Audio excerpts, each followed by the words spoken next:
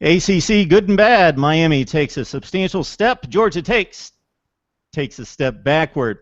Two more matchups versus the Power Five, plus Boise State coming up this weekend.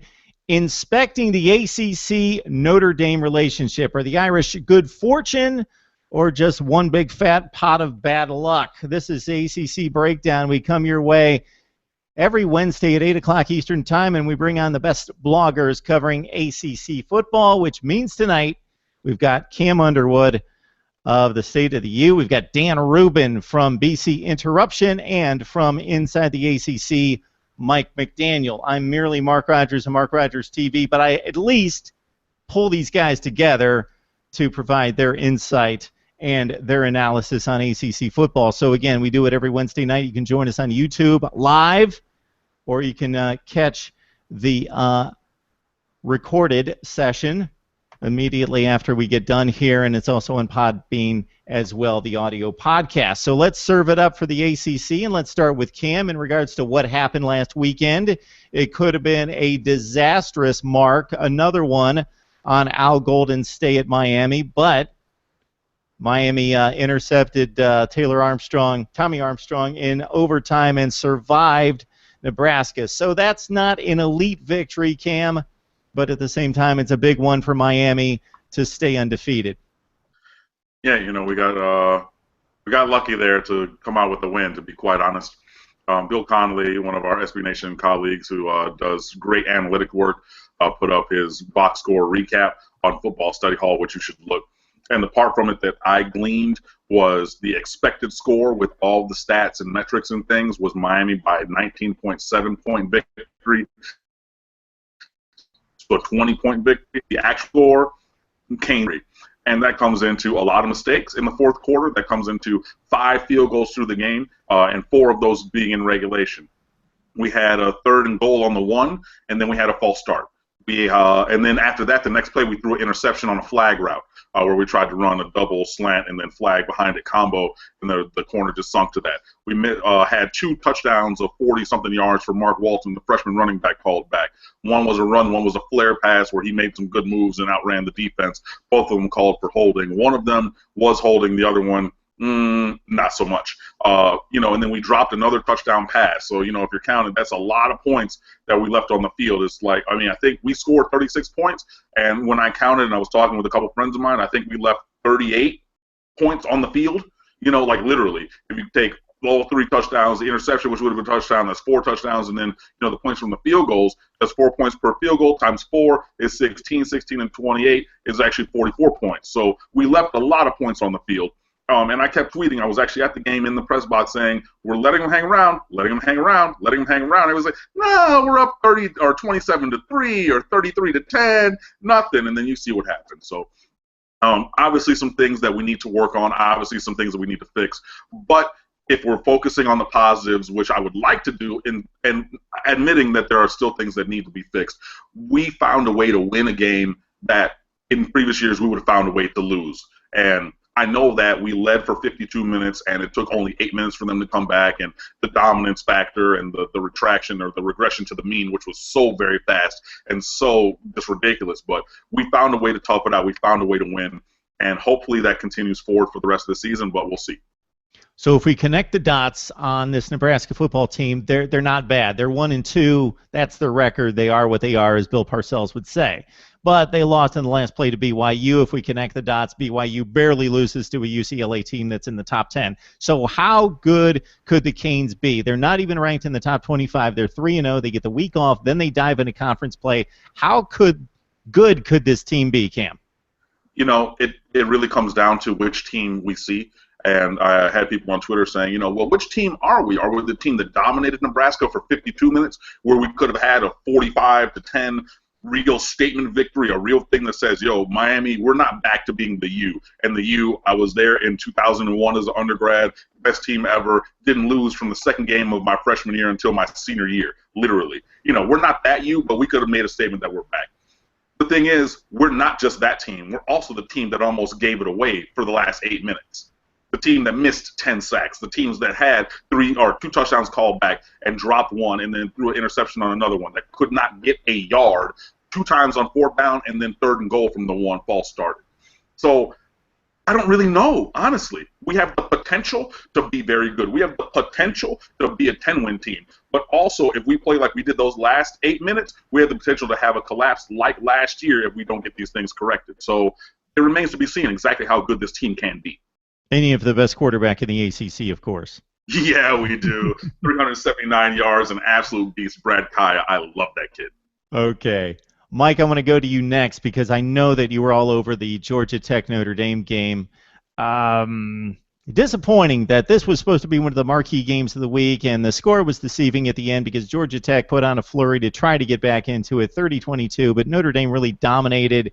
Georgia Tech, a bit of a black eye for the ACC. Just your thoughts on this one. Well, the Irish got off to an extremely hot start there in the first half. Deshaun Kaiser, I mean, what a debut in his first real start. I mean, he came into that UVA game 2 weeks ago and played pretty well, but his first start at Notre Dame goes 21 of 30 for 242 and a touchdown pass. He had one interception there in the end zone that was a pretty ugly throw, to be honest, kind of forced it in there on a corner route. But other than that, you can't really complain about how he was able to throw the ball. And it's kind of ironic that Notre Dame went to C.J. Prosise 22 times right after, a couple weeks after Brian Kelly says he's not sure if Prosise is that kind of back. And you have to remember that Prosise was a wide receiver last year. You wouldn't have known it on Saturday, though. 22 carries for 198 yards and 3 touchdowns, including that 91-yard touchdown run there in the fourth quarter that kind of broke the Irish free for good. So I think what's most impressive, though, is Notre Dame's defense. They had a tough outing 2 Saturdays ago against Virginia. Really struggled to get pressure on Matt Johns, and Matt Johns had a very good game against the Irish, but Notre Dame bounced back. They were able to stop that rushing attack of Georgia Tech that's been so hard to corral over the first couple of weeks, and they shut Georgia Tech down for the most part, allowed over 200 yards rushing still, but when considering what Georgia Tech was averaging per game, they were averaging, well over 460 yards per contest, the best in the NCAA. And they got Justin Thomas into a couple of very predictable passing situations, and he only finished the game 8 of 24 through a couple of late touchdown passes to try to get Georgia Tech back in it and make it interesting late. But overall, I think Notre Dame has to be extremely happy with their play, especially on the defensive side of the football, even though they once again, they lose another player there on defense in the secondary off of a stupid celebration after he made a very nice play. But overall, I think Notre Dame's kind of proving that they have an offense and a defense and kind of the depth to take these blows that they've taken with their injuries over the first couple of weeks of the season. I'm testing Dan's patience. He's sitting there quietly, and I know that's very difficult for him to do. So I leave you, Dan, the rest of the ACC, and a lot of meaningful games. So we gave you the 2 elite games, but hey, Virginia Tech does what they need to do. They go to Purdue. North Carolina drubs Illinois easily. On the downside, Pitt loses at the gun against Iowa. Duke loses against Northwestern, against a Wildcats team that's up to number 17 in the country. So a ton of meaningful games. And then on top of that, really the first big ACC game when Clemson goes on Thursday night to Louisville and pulls one out, sneaks one by the Cardinals. That could have been disastrous for the Tigers to start off the ACC with a loss, but they win it by 3. Well, it's funny you say to me, hey, you're getting the rest of it, and there were really some interesting games or interesting outcomes. And I'll disagree because I feel like I'm getting left with some slop to talk about when it comes to some of these outcomes. North Carolina blew out Illinois. Hey, that game was 20-7 at the half. They pulled away. They blew it out in the fourth quarter. Northwestern over Duke. That wasn't a shock to me. I don't know how Duke was actually favored in that. I actually pulled that as a lock of the week against the point spread, too, while I was at it, because I have no idea why Northwestern was a road dog in that game. But Thomas Sirk threw 40 pass attempts, and it was all for 150 yards. So not the best outcome for the Blue Devils. You look at some of the other ones. Virginia gave up 29 points to William & Mary. They won the game. Probably shouldn't have given up 29 points to William & Mary. Virginia Tech destroyed Purdue. North Carolina State beat up on Old Dominion like they should have. And Pitt, they held tight with Iowa but didn't win. And then, of course, like you mentioned, the Thursday and Friday games. That game on Thursday, I was watching it opposite the NFL game, and good Lord, did Clemson try everything in their power to give that game to Louisville, and Louisville just apparently forgot how to play fourth quarter offense or defense for that matter, and wound up on a Hail Mary that I don't understand why. And they could have gotten a little bit closer to try a field goal. And then Friday night's game, I'll tell you this, the Boston College defense looked outstanding. Boston College offense not so much, and we can move on from that because hey, they're not the worst offense in the league, Syracuse. But you know what? It was a rough game on Friday for BC if you're a BC fan because they had a beautiful opportunity. Didn't come through in the end. Lost a quarterback for the rest of the season with an injury, and now you're left holding the rest of the week and trying to figure out what happens. But it was a sloppy week from my perspective, and you know, it's one of those weeks that perspective-wise, like I keep coming back to that word, is it really kind of hurts the reputation of the ACC as a league, given where they struggled and given where they lost. Yeah, I think the ACC's taken a bit of a hit, unfortunately. And Cam, you can jump in here next because I am hearing people just flat out write the league off for making the playoffs, and really the only loss that's significant thus far is the Notre Dame win over Georgia Tech. Otherwise, Clemson's in good shape, Florida State's in good shape, Miami's in good shape, even Virginia Tech. I know they've got the quarterback issue, but there's a number of teams here that still are unscathed at this point. It's only 3 weeks deep, but man, give the league a chance. I know 3-8 against the Power 5, but the teams that are supposed to lose are losing these games. So, Cam, I just really don't think it's as bad as it seems to be to a lot of people. Yeah, and I agree with that. I don't think that it is that bad. The teams that are supposed to win are winning, and those who maybe are the weaker team in the matchup are not. So you do have Miami sitting at 3-0, and we beat Nebraska. You have Florida State sitting at 3-0. You have Clemson barely by the skin of their teeth, like Dan talked about, sitting at 3-0. So there are some teams there. Georgia Tech at 2-1. They did lose on the road. They scored a little bit late in South Bend against Notre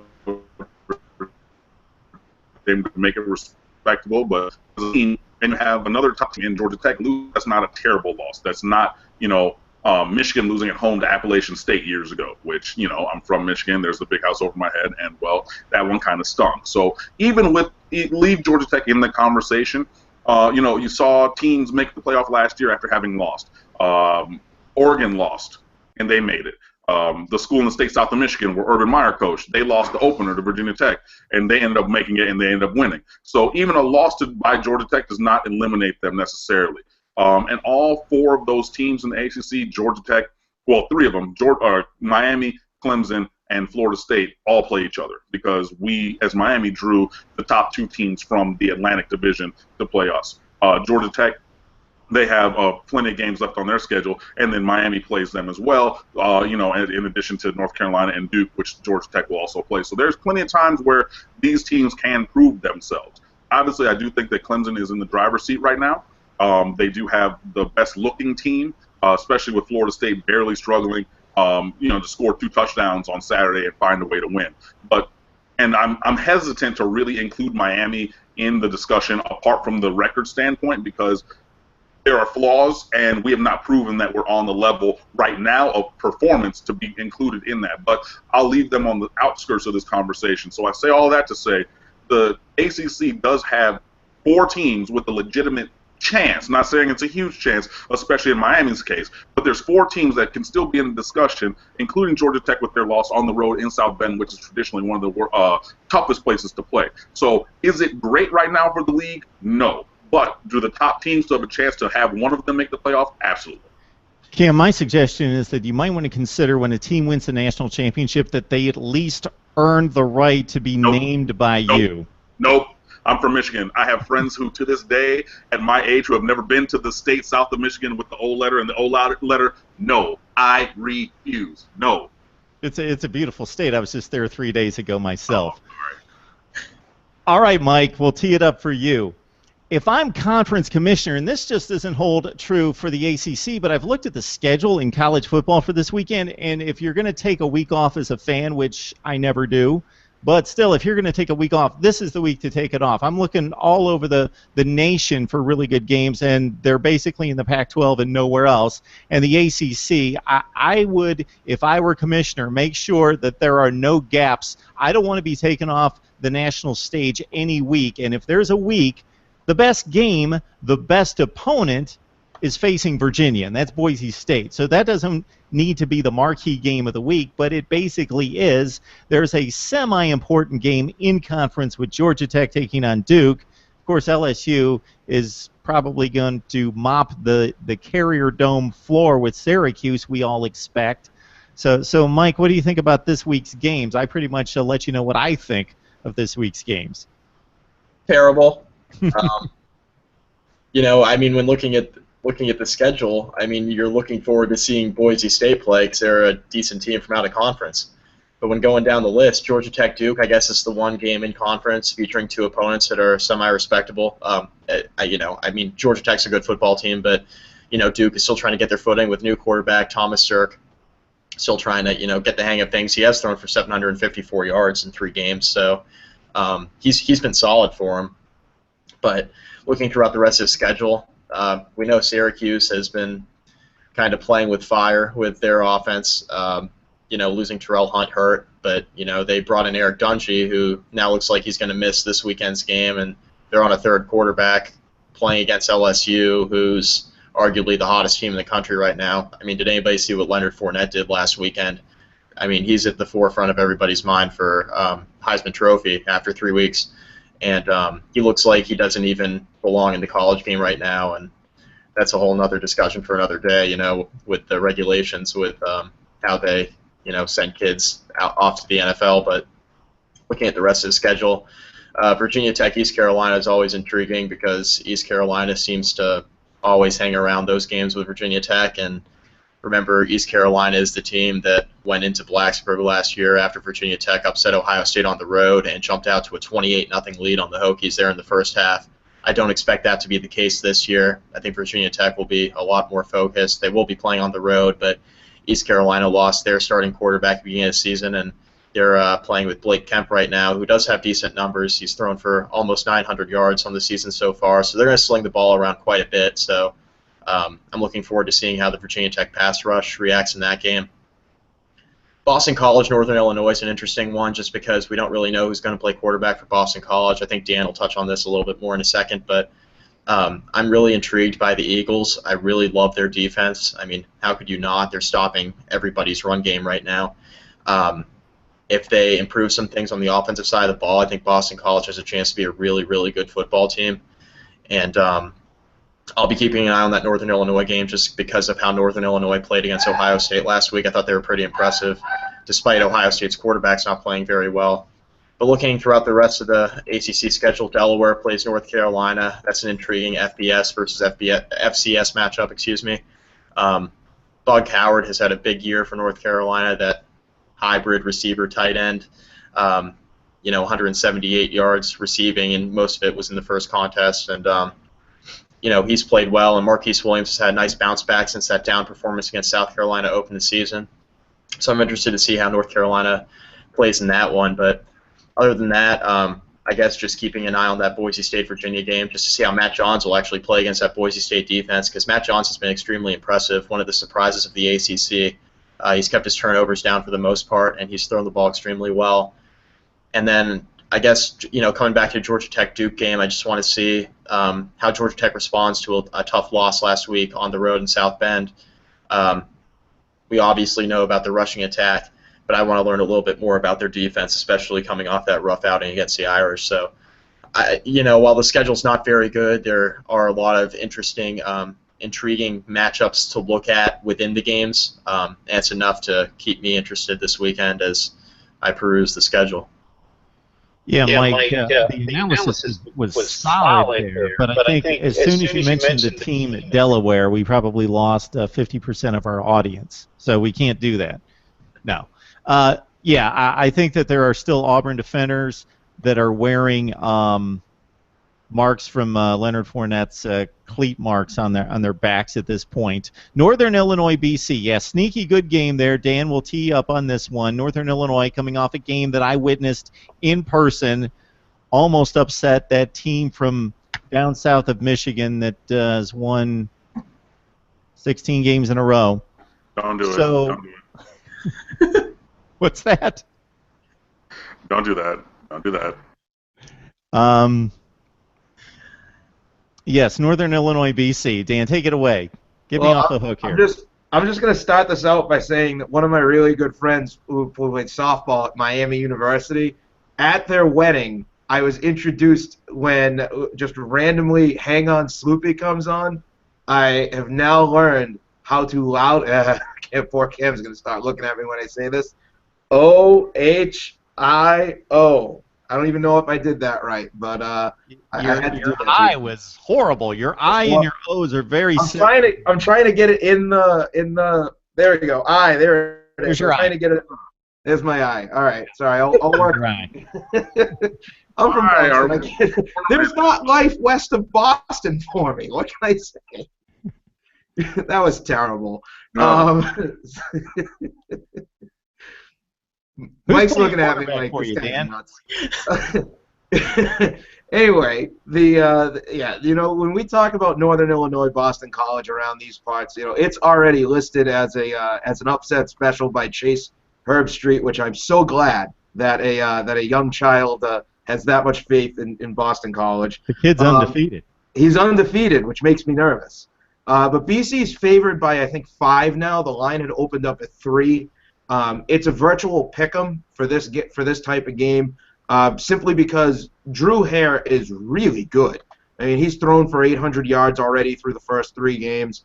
He's capable of running. He's a much different style quarterback than what Boston College's defense will have seen this year. Not really saying much because they've only really played 2 games. That other game against Howard, you just kind of throw away because they beat Howard so badly. But in all facets of this game, they're going up against a defense, Northern Illinois against the BC defense, that is elite. Elite at several positions. The front 7 is downright nasty. The cornerbacks have developed a lot quicker than I think people might have expected. And you have to think that Boston College this week is going to be playing with a major edge.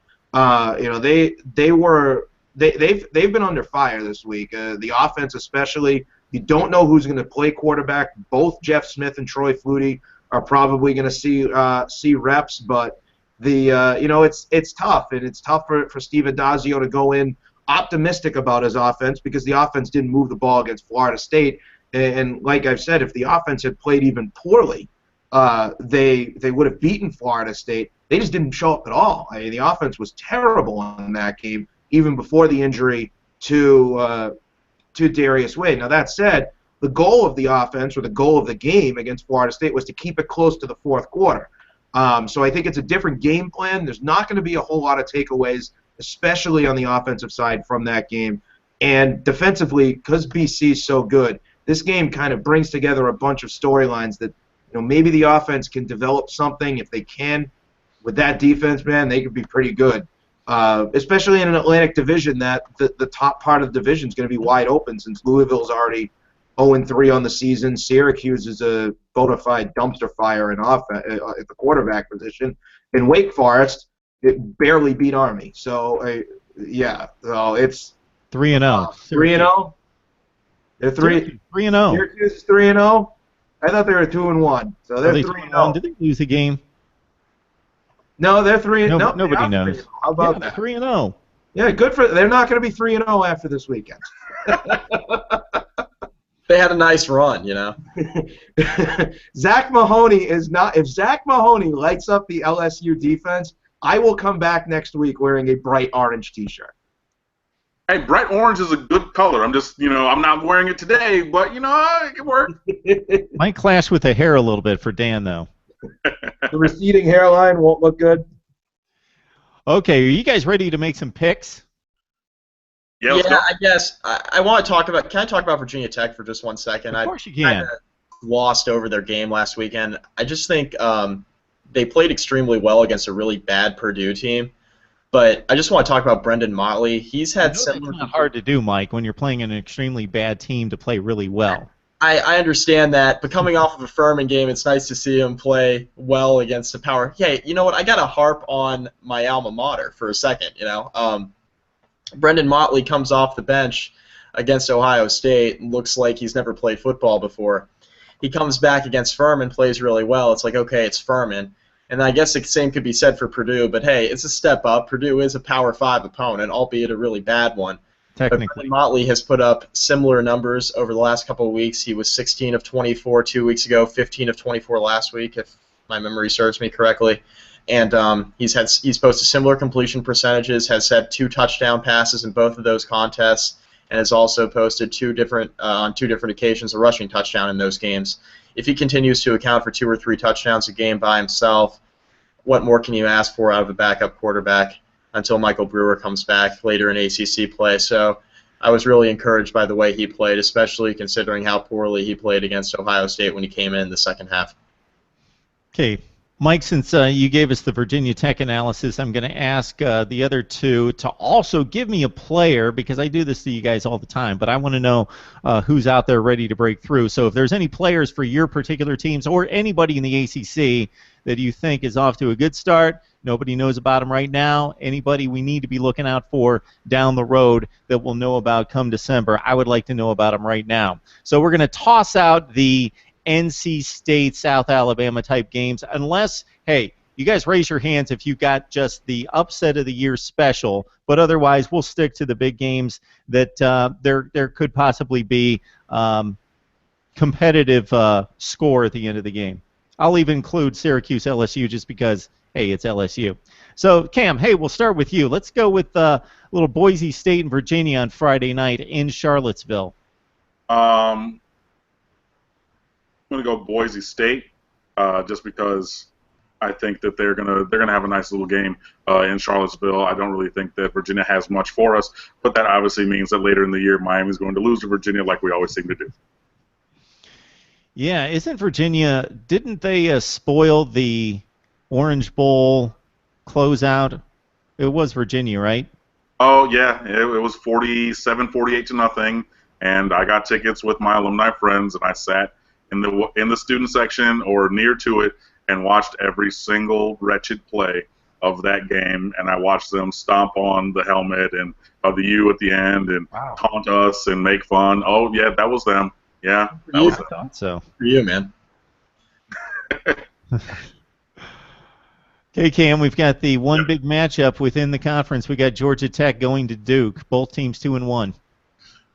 Georgia Tech, I think that they rebound. I don't think that Duke has enough on either side of the ball really to deal with them. To deal with Georgia Tech, I think that Justin Thomas comes back and he can mix in the play-action pass, and they have all those options and all those versions of the option and misdirection. And I think that they get back on track towards competing for a Coastal Championship and a showdown with Miami later in the year with a victory. All right, assuming you like LSU over the Orange, we haven't talked about Indiana's. Indiana's coming to Wake at 3-0 for the Hoosiers. Indiana taking on Wake in Winston-Salem. Yeah, that's a tough game. That's actually a game that I have circled on my my picks list because you guys know that I'm in a picks league, and I was tossing up about that one, but it's tough for me. You know, a Big Ten kid growing up, always watching Indiana basketball but not football. But I'm going to go on a limb and say the Hoosiers win on the road. Okay. We got the game Dan broke down for us. We got BC hosting Northern Illinois. Another good game, physical teams, but I think that Boston College gets right with the win. And then the other game that could be competitive, East Carolina, not the team that they've been the last few years. They've already lost 2 games, taking on Virginia Tech, but the game at East Carolina. Yeah, and that's fine. I think Virginia Tech is a little angry after having lost the last couple of years when Shane Carden was there, and they take out that frustration with the running game and Brendan Motley, like we were talking about earlier, Virginia Tech. Who's your player, Cam? Do you got a player for me that has stood out the first 3 games that we don't know much about? I'm going to stick with the U because that's the team that I cover. Rashawn Scott, number 11 wide receiver, missed most of the last 2 years with a suspension and then injury, neck injury or shoulder, I want to say. And he came back. He's strong. He is the ACC leader in receiving yards right now. He has vaulted Stacey Coley and other highly touted receivers to become Brad Kaya's number 1 guy.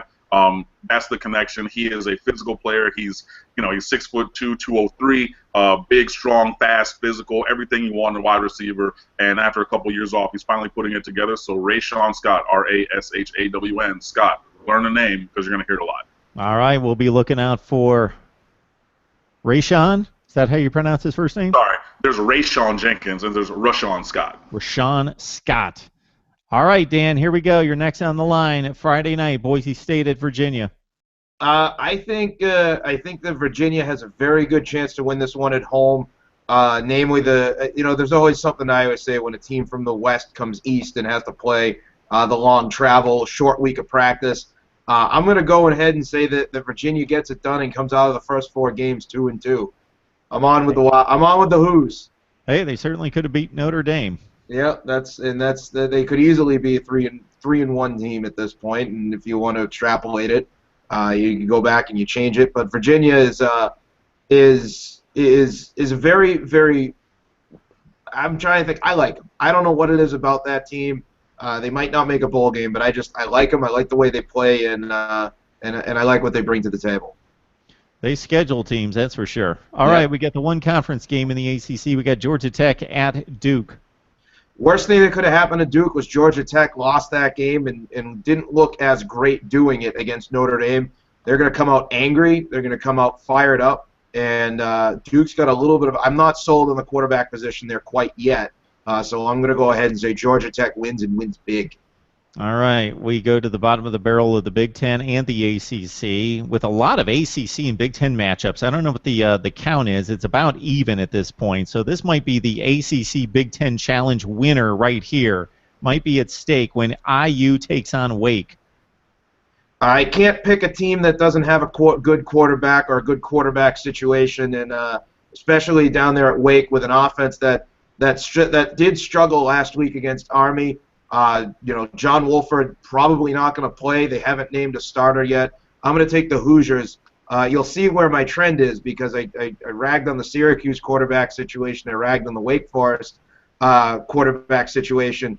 One of these new quarterbacks is bound to look pretty good, and I think you know where I'm headed with this one. Nate Sudfeld for Indiana is a really good quarterback, actually, and they got a running back averaging like 200 yards a game. They can score a ton of points, but they just kind of let guys through the defensive front and just kind of let them run through the secondary. That's what they do at Indiana on defense. All right, we got your game, BC hosting Northern Illinois. I'm going to take Boston College, and I'm going to say it's not going to be that close. I think Boston College is going to come out very, very, again, same like Georgia Tech, very angry. And I think that they've stripped away the playbook. They're getting back to something simple. I think those guys who are on the offensive line are really going to get mad, open up some holes, and those running backs, Steve Adazio called them out this week and said that they've been a little bit of the problem, that they're not getting yards when the blocks aren't there, and they're not turning decent runs into giant runs. So those guys, you follow them a little bit on social media. They did put out some tweets. We'll be back. Brace the hate. We'll get this right. I have a feeling that they are. If I could steal the term that I've been using all week, they're on to NIU. Okay, so BC quarterbacks may give us like an old Charles Thompson, Jamil Holloway stat line, like 2 for 6 for 13 yards, but they win by 30. Okay, and then finally we got Virginia Tech at East Carolina. I'm taking Virginia Tech. They've really straightened it out after the opening week loss, and I like them. I still like them to be a contender in that division. I'm taking Virginia Tech. All right, Mike, do you happen to have records on you? I do not. Okay, we're good. We'll get the records up there if they're favorable for me. I'll font them at the bottom of the screen. You're looking all right, Mark, for what I remember. But very nice. Okay, it's Virginia hosting Boise State. So again, the Cavaliers took the Irish to the wire. Yeah, I think Boise State in the end has too much firepower, but once again, I'm really interested to see how Matt Johns plays in this game. I think if Matt Johns has another game where he throws for 260, 270 yards, I think Virginia is going to have a great chance. It is at home, a night game there on ESPN, so whatever's left of their student section will be into it. Subtle shot there for the UVA fans, but I think that Boise State just a little bit too much firepower, so I'll take the Broncos in that one. I may be checking out that line to see how many the Cavaliers are getting. All right, Georgia Tech. It's about 2.5. About 2.5. That's it? Yeah. Oh, I thought they might get more than like a touchdown. I like Boise to cover. I think on 2.5. Yeah, I do too. All right, we got the Dukies hosting Georgia Tech. Yeah, I hate to, harp on what everybody else has been saying, but once again, the worst thing that could have happened to Duke is that Georgia Tech went to South Bend and lost it the way they did. Did not look very good on offense. It wasn't anything really scheme-wise that they were having issues with. I think they just got beat by a very good defense. But I like Georgia Tech because I like Justin Thomas to get back on track in the passing game this week as well as the rushing game, because when he's not in a predictable passing situation, he can be really effective. So I like Georgia Tech. I like them big as well. I just think on offense they have too much firepower for a Duke defense. It's still kind of suspect at this point. All right, one of only 2 Power 5 matchups, and I think we can see the other one with Syracuse taking on LSU. It's Indiana at Wake. Yeah, Wake broke out freshman quarterback Kendall Hinton last week when they lost John Walford there on I believe it was the third offensive play of the game there.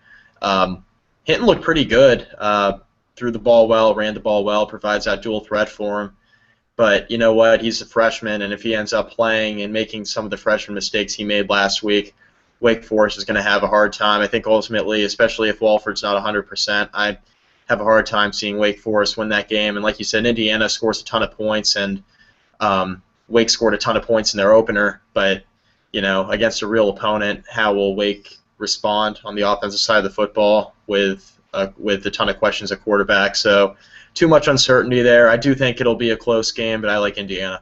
Okay, we got those Huskies of Northern Illinois almost upset the #1 team in the country, taking on BC. I'll make this one quick for you. I like Boston College. I really like John Hillman. I think he'll have a nice bounce-back week, and the Boston College defense is legit. So I'm on the bandwagon. I don't know how many wins they'll end up racking up by the end of the season, but I think Boston College is a very good team that's not getting a ton of recognition just because of the way the offense has struggled. But if they get that running game back on track, I think that you'll have a lot of people talking about how good this Boston College team can be. All right, Mike, as you mentioned, Shane Carden led East Carolina and defeated Virginia Tech last year, but the Pirates not quite as equipped on offense, taking on the Hokies. I really like the way Motley's playing right now for Virginia Tech at quarterback. I think he's really stepped into that role very nicely there at quarterback. He's running the ball well. He's throwing the ball well. And Virginia Tech, as a team, they're running the football well with all their running backs. Trey Edmonds is finally healthy. He's getting a lot of meaningful carries now.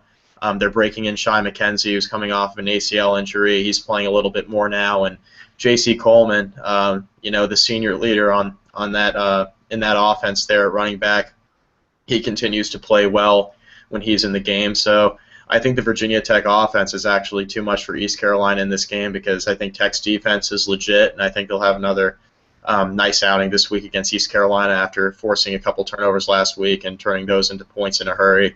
So I'm not sure Virginia Tech will score 51 points once again this week, because I'm not sure they'll have all these scores on defense like they did last week, but I like Tech to win that game by a couple touchdowns.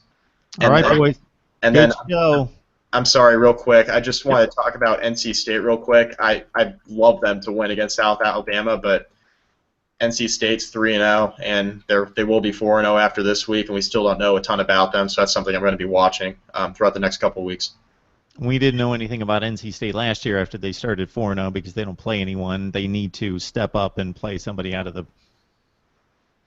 Take a note from Mike London in Virginia. Maybe you lose your coach, but you gain respect. All right.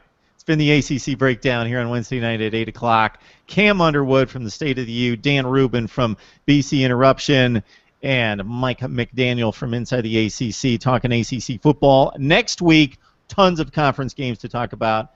Gentlemen, enjoyed it as always. All right, thanks. Thank you.